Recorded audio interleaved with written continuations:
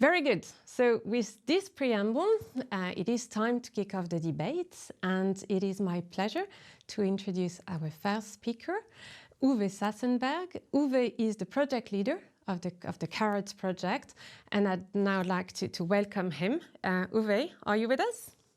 Yeah. Hello, Uwe. Very nice to see you this morning. You are the project leader of the CAROTS project that has now been running for about 2 years. So tell us all about the project. Maybe some people in the audience are not yet very familiar with the project. What is it about? How did it start? We use the Baltic Sea area a little bit as a test bed for new approaches to interact with industry. I'm employed at a large-scale research infrastructure at DESY in Hamburg, and we try to incorporate in our activities more industry and have more direct research together with industry. The main industry is mainly coming together with universities to large-scale research infrastructures. It's about 20 or 25% of all applications that has a link to industry. But we would like to have more direct contact. So we try to improve that. And the CAROTS project is our third project. And what we have learned in the former projects is that there are some small companies that are specialized in services, in research and scientific services for industry. And we tried to support this type of scientific service companies in the project and to improve the interaction between large-scale research infrastructures, universities, and scientific service companies in industry. We try to find all over Europe this type of companies, but we have found only about 12, 15. What we have learned in the project is that in the beginning, we assumed, okay, they're suffering in capital. They need more capital, for example, from the national authorities and for the Commission. And what we have learned is, no, they don't need in the beginning phase. What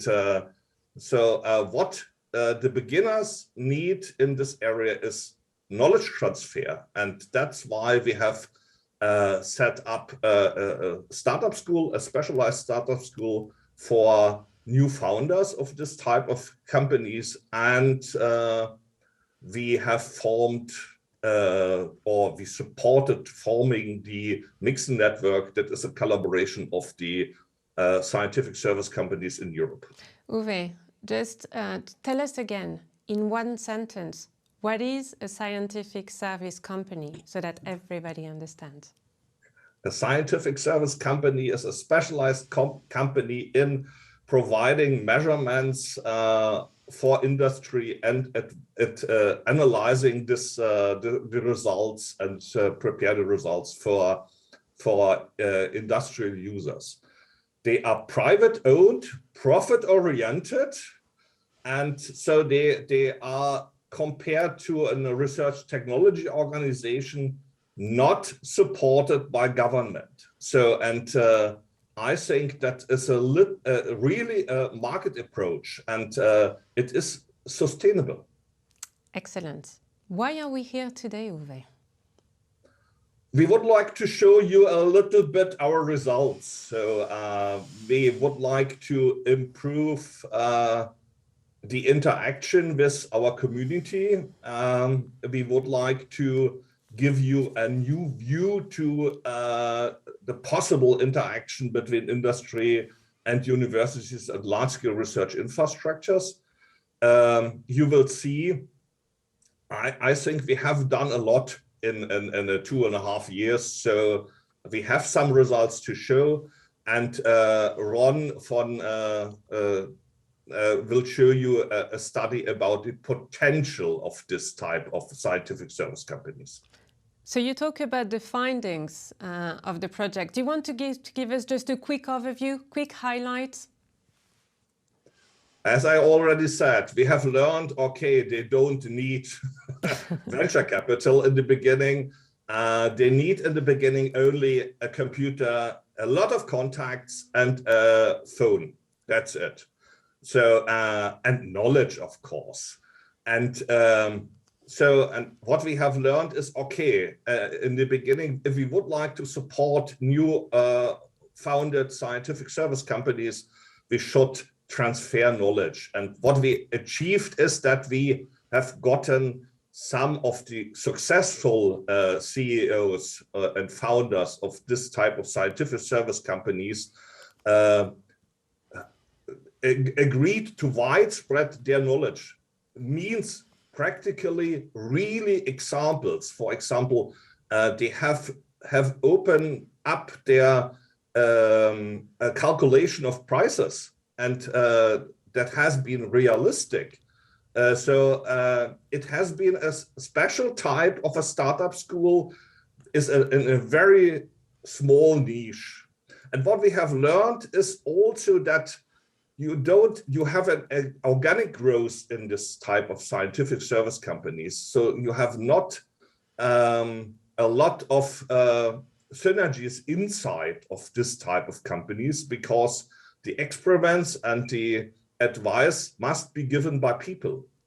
So, and that means you might have, and that we tried to support, you might have synergies in collaboration between the different scientific service companies. And that's the economical basis for forming a network. Not only lobbying, but collaboration between the scientific service companies to have synergies and to be more effective. Very good. So do you want just to describe how does the CAROTS community looks like, or CAROTS family looks like today? We have every time talked about the indirect family, and that's in our case also similar. We have now, I would say, a European network of collaboration between scientific service companies. We have good contacts to research technology organizations. In the Mixen network, for example, are two research technology organizations, DTI and RISE from Sweden and Denmark. And we have we have had many supporters for the startup school to widespread the information about the startup school, and among them are some European organizations like EIRMA. Science and Business also supported us, and the European University Association.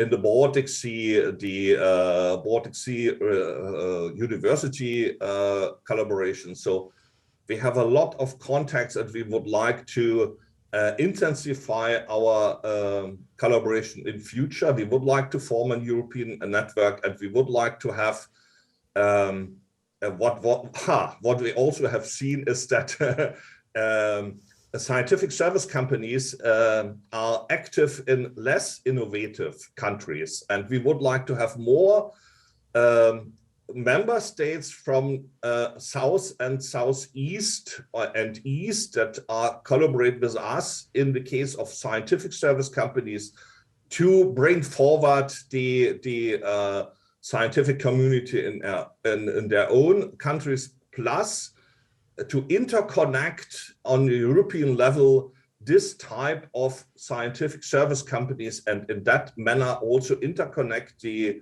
less innovative countries with the innovative countries at the large-scale research infrastructures in Europe. All right, so if the CAROTS project reaches the end of, well, it will soon reach the end of this funding cycle. So what's next in terms of funding all these activities that you just mentioned? I hope we will finance by the Helmholtz Society and 3 large-scale research infrastructures in Germany the startup school in the next year. I hope there are first talks, and I'm very optimistic doing that. We would like to include, of course, the successful founders of scientific service companies. We have an initiative to form a company of scientific service companies, founders that will give advice and teach and coach future founders of scientific service companies. And we would like to extend the mixed network. So, and at the end, it's also an experiment. We have two forms of collaboration: a network with volunteers, they will collaborate, and a collaboration based on a business model. And it will be interesting who is more effective, or are they complementary? I think so, they are complementary.